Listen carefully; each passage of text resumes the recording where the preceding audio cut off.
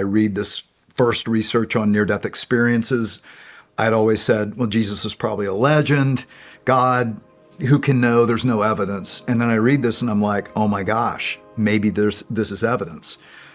And because so many were talking about in their near-death experience this God of light who is love, and even Jesus, I was like, well, maybe I should be more open to reading the Bible. So I interview this guy. He was a lawyer in Australia. So when he clinically dies and he's going to the presence of this light that he knew was God, the love, and he says, as I'm moving toward this, and he says, in the light, I see these arms outstretched toward me like this, like come, welcome. And he said, as I'm moving there, and he had just come to faith in Jesus the week before.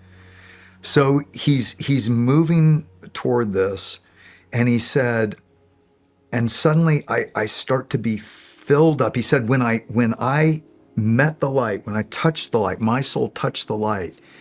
He said it was like we became like one. We merged. And Jesus prayed for this. John 17. Yeah, I pray that they may be one with us, Father, just as I am in you and you in me, may they be in us, that the world might believe you sent me.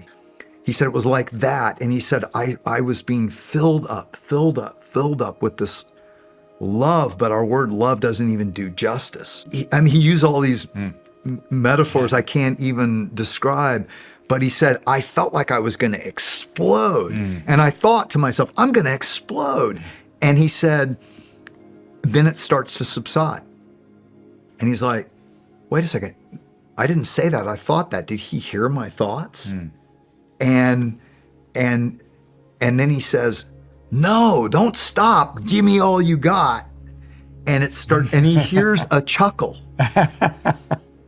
He hears a chuckle and he thought it was funny. And then he starts to fill him up again, more and more and more.